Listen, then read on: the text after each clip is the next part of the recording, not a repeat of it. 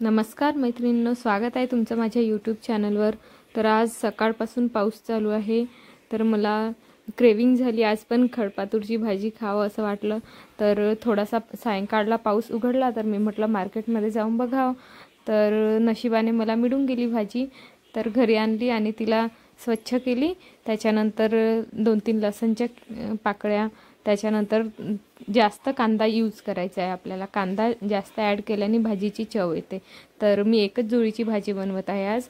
तर कांदा, टमाटर, सुके मिरची आणि लसण मी कापून घेतलाय। त्याच्यानंतर जिरा, मोहरी आणि लसणला आपल्याला गोल्डन ब्राउन होतपर्यंत परतून घ्यायचं आहे। त्याच्यानंतर सुके मिरची आणि कांदा पण आपल्याला गोल्डन ब्राउन होईपर्यंत परतून घ्यायचा आहे, म्हणजे टेस्ट खूप छान येते त्याच्यानी।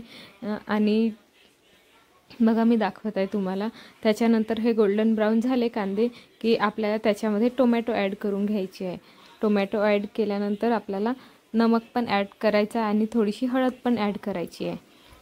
त्याच्यानंतर टमाटर थोडे सॉफ्ट झाले की त्याच्यामध्ये आपण जी स्वच्छ धुतलेली भाजी होती ती कापून मी ॲड केली आहे। तुम्ही नक्की एकदा माझ्या म्हणण्याप्रमाणे तरी एकदा तरी नक्की ट्राय करून बघा ही भाजी।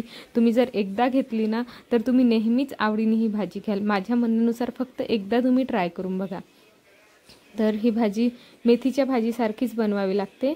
तर बघा या प्रकारे भाजी होते। मग त्याच्यानंतर आणखी ही थोडी शिजायची आहे। बघा अशी झाली म्हणजे बस झाली आपली भाजी। त्याच्यानंतर मी एक साईडला भात पण बनवायला ठेवलं होतं आणि दूध पण उकळी यायला ठेवलं होतं। तर माझा भात पण होत आलेला आहे आणि दूध तर गरम झालेलं आहे। मी गॅस बंद केली। त्याच्यानंतर सकाळचा थोडा भात उरला होता, तर मी त्याला गार्लिक राईस बनवलं। गार्लिक राईस बनवलं की थोडा खाऊन घेतात सगळे, नाहीतर तो भात तसाच उरून जातो। तर अशा प्रकारे माझा दिवस गेला। तुमचा कसा गेला सांगा मला पण। आणि तिकडे आज पाऊस होता काय ते पण सांगा, कारण नागपूरमध्ये सकाळपासून पाऊस चालू आहे। थँक्यू।